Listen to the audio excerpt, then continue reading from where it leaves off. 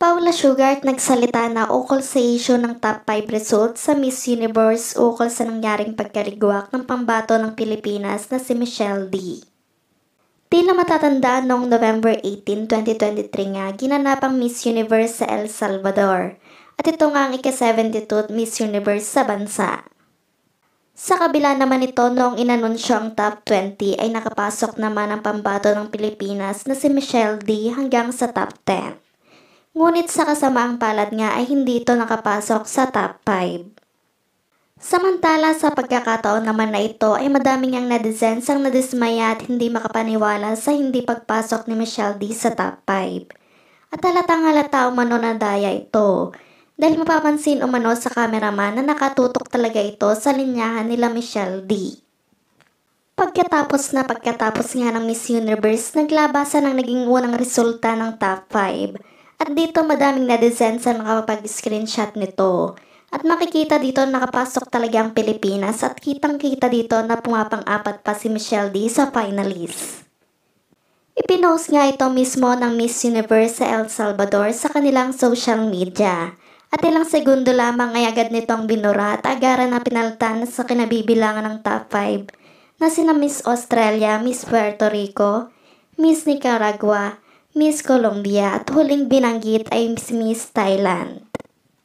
Hanggang sa ngayon nga ay naging isang palaisipan ito sa lahat ng mga netizens kung bakit nangyari ang pagkakamaling ito. Pagkakamali o pandaraya o umano ito ayon sa mga netizens.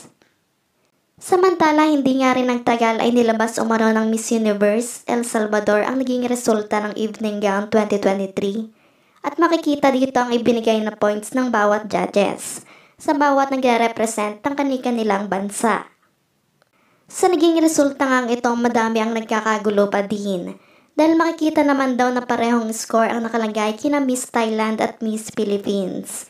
89% umano ang parehong score totally ng dalawang ito. Mas madami pa umano ang ibinigay na puntos na 10 scores sa Pilipinas kaysa sa Thailand na tatlong 10 scores lamang. Ngunit sa huli, bakit nga ba daw nanalo si Miss Thailand kaysa sa Miss Philippines? Maaaring dito nga daw ay pinagpareho na lang umano ng mga judges ang score ng dalawang ito para umiwas umano sa issue na dayaang ito. At dito nga ay madami ang nag-request na kailangan nga daw na paliwanag ito ng pinaka-head at owner ng Miss Universe na si Jack Rajutatip. Ang karumal-dumal na nangyaring ito at kailangan umano nila ng hustisya sa nangyaring tie ang dalawang score na ito. Hindi umano mga tarungan ito para kay na Michelle D. Dahil makikita dito na sobrang pinaghandaan talaga nito ang laban para itaas umano nito ang bandera ng Pilipinas. Subalit hindi pa din nga tinatapos ng mga netizens ang katanungang sino kaya ang nasa likod ng pandarayang ginawang ito sa Evening Gown sa latest score nito sa Miss Universe 2023.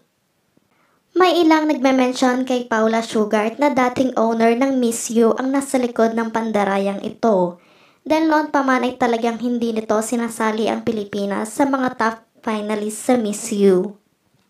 Matatanda ang nag-resign si Paula Sugar ngayong taon bilang owner at CEO ng Miss U.